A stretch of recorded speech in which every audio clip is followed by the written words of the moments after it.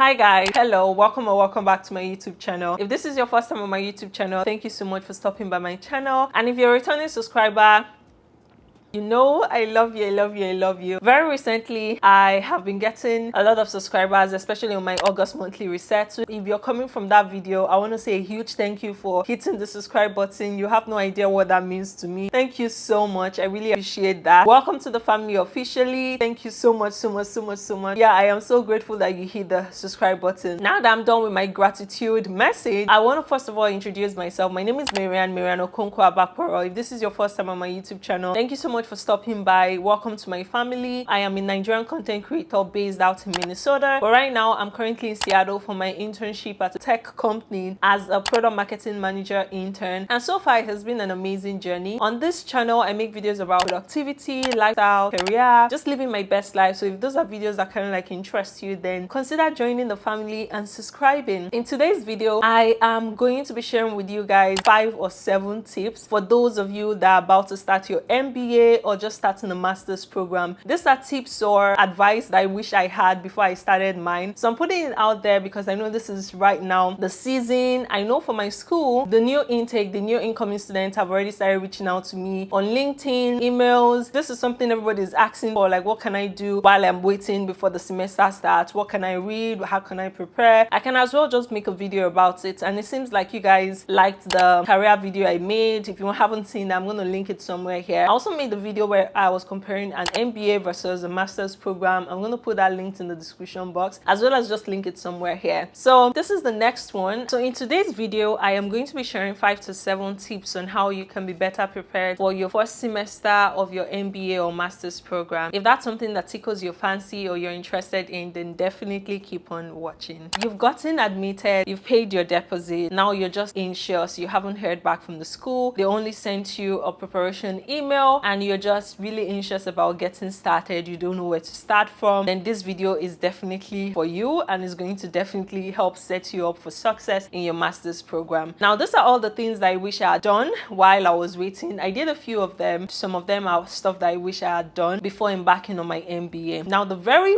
first one, the most important, if there's anything you're taking out of today's video, this should be it. The most important one is to start prepping. So this is dependent on if you're very comfortable with calculation courses. Like for me, I'm terrible at math, so I struggled a lot with the calculation courses. One thing I would advise myself in retrospect, in hindsight, would be to have taken a course on MBA math and do like all the math courses. So first semesters, regardless of what school you would be at, it's usually condensed to have like the hardcore administrative courses like financial accounting, economics, statistics, financial management, I believe. But those three, economics, statistics, and financial accounting, are usually the first 3 courses you would take in your first term. And then term B, you do supply chain, financial management, and marketing, and that wraps it up for your first semester. So the focus is on term A because once you survive term A, term B is pretty much super easy. So you want to set up yourself for success by being proactive and taking on those courses. So some of the websites that I recommend you doing, depending on how you want to go about it. If you don't want to pay a lot of money, there are several free LinkedIn courses on LinkedIn that you can just watch to learn about economics, specifically supply and demand. There's a particular calculation that I struggled with, and just pray you don't have a terrible professor that just jumps like the steps, just assumes that you know what happened in between and starts from A and goes all the way to Z without explaining B to Y. So you need to be prepared mentally for that. So some of the websites that I recommend are Camplan, MBA Math, and I think MBA Math is paid for. That was the one I was actually contemplating, but because I was doing a la roro, so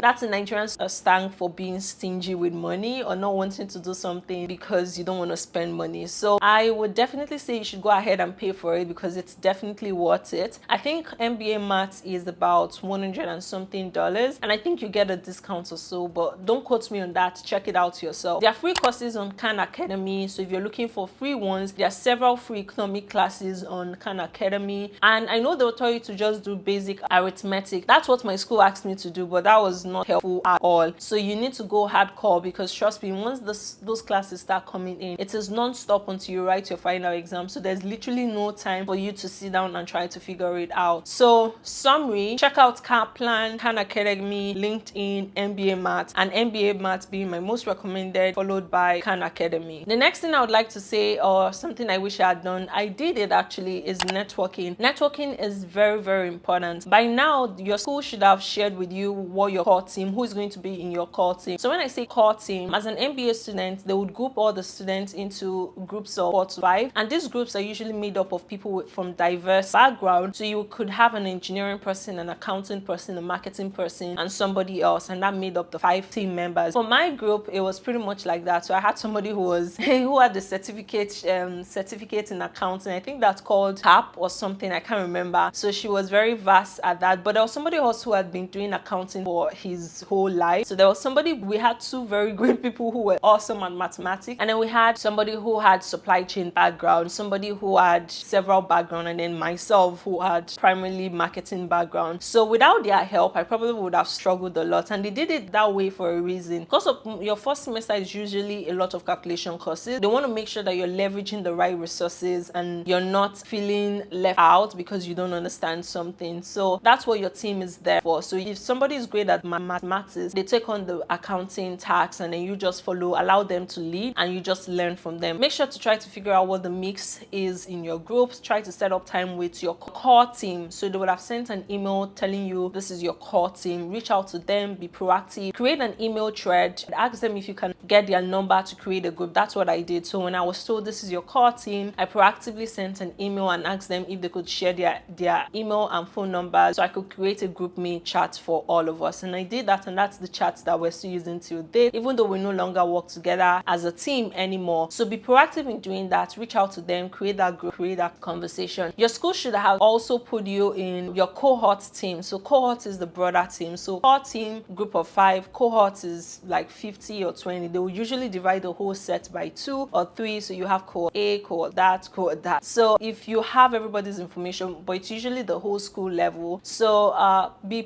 proactive in engaging with them. Say hello, try to learn about their background, introduce yourself. Hi, my name is this, I am that, super excited about joining the school and looking forward to working with everybody at one point. You put it out there, you say excited about learning about other people, and then that would encourage others to also follow suit and do the same thing like you did. So always be proactive in this situation, because that would also give you headway.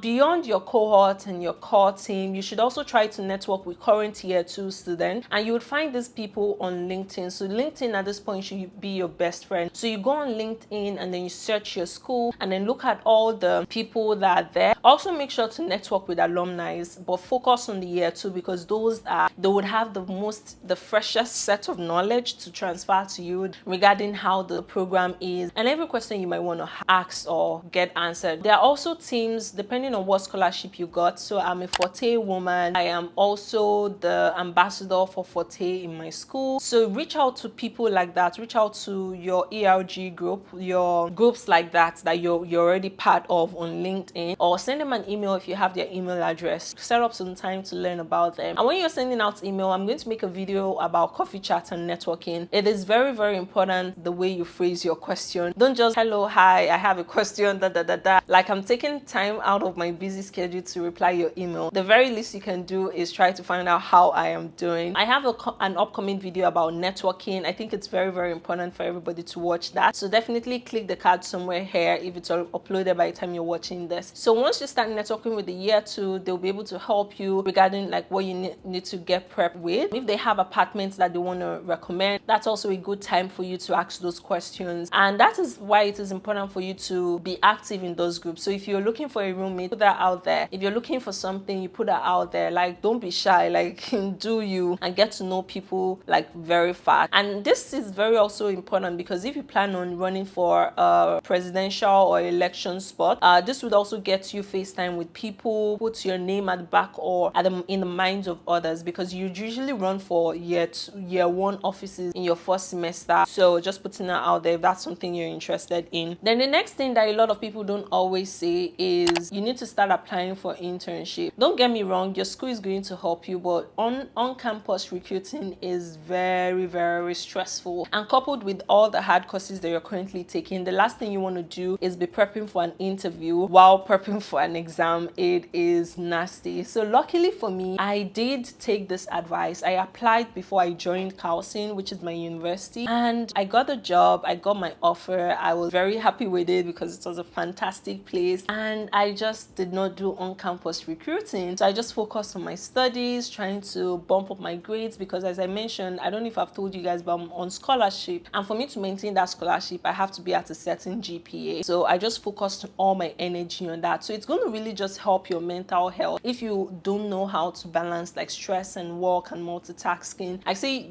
this spare time that you're using, start applying to places. Many places are already open, especially if you're looking to break into tech. Now is the perfect time for you to start recruiting. I'm going to put a bunch of available spots in the description box, but if I forget, feel free to remind me in the comment section. So start applying, but of course before you can apply, you need to make sure that your resume is in the right format. That's where my networking video might be helpful, but I'm also going to try to talk about what what an ideal resume should look like. I'm also going to put a screenshot. So take a screenshot, fill in the blanks, and use that as your resume. But one other thing you might want to do is, if you know the career trajectory you're going into, because most MBAs are usually pivoters or accelerators. I am an accelerator because I want to accelerate my career in the marketing space. You meet a pivoter. A pivoter is somebody who is changing from one industry to another, or from one role to another. So depending on what person or kind of person you are, that will determine the amount of work you need to do on your resume. So if you're a pivoter, you need to go to LinkedIn, look at the roles that you're aspiring to be into. And this is something, if you're an accelerator, you should also be doing that. Look at the roles, look at the job description, and literally copy and paste it. But also make sure to change it in relation to your work experience. Don't just go and copy. Use that as an inspiration and try to put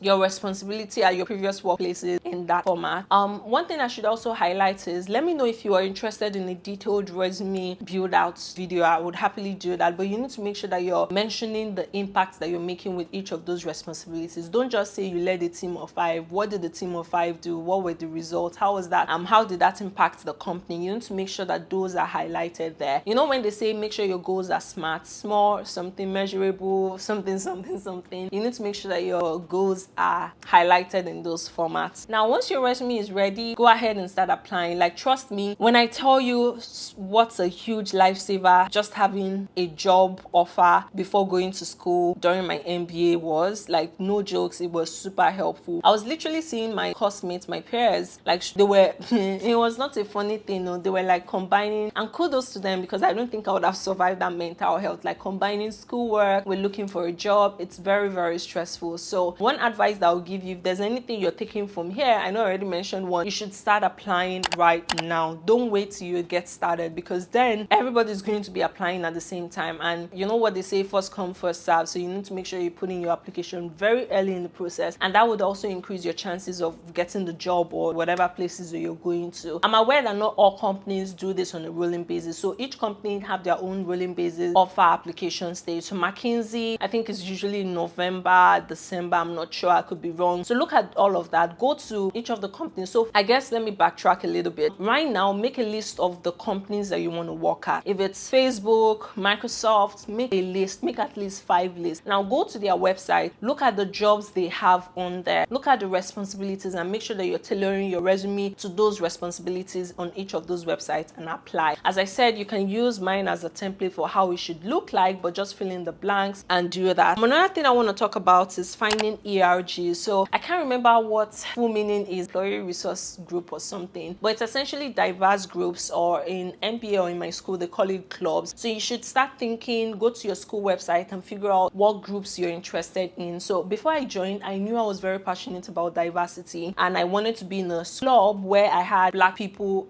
as well. So there's a club dedicated for BIPOC communities in my school, and I was really passionate about that. So I highlighted that before I even joined. I knew that that was the only club that I wanted to be part of, along with this other product marketing management group. So make sure you highlight the clubs that you're interested in, because once the semester comes, you're going to be super busy with coursework, with recruiting, and then if you're interested in applying to be on board for a club or joining a club, there's that phase as well, but make sure you start doing that. So yeah, that's that. Make sure you clean up your resume. I already talked about this. There are several videos on LinkedIn online that you can use. While you're at this phase, schools would usually tell you to start fixing your resume before the semester starts, and that's a good thing. So they could also help you with your resume. So put your resume in this format first, and then reach out to them and have them rework it or just give you advice. And once it's good to go, you start applying. Make sure you apply before you go to school, because guys, I am telling you, apply, get a job before you go to school, especially if you know what you want to do and you know the company that you're targeting. It is super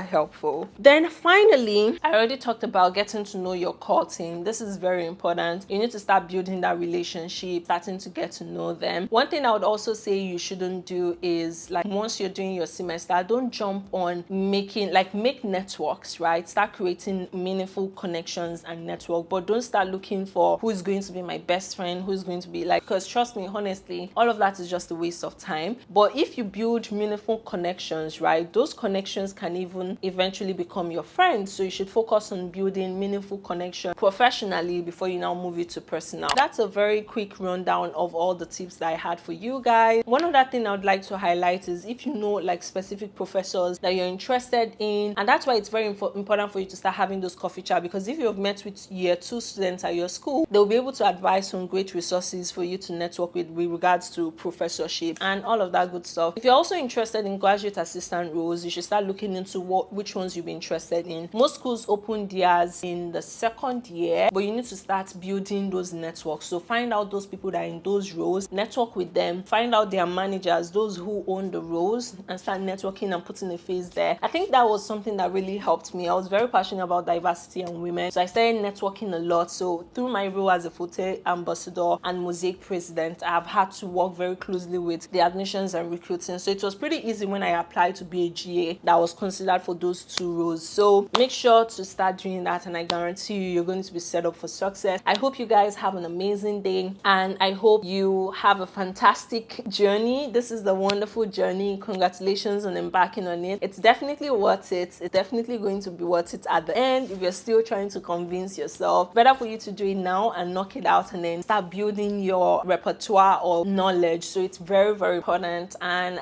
it's a huge step. So congratulations. If you have any questions, feel free to leave them down below, and I'll happily respond to them. But if there are no other questions and I don't have any other thing to say, I would like to say thank you for watching today's video. Hit the subscribe button again if you haven't already subscribed, and I'll see you guys in my next one. Bye.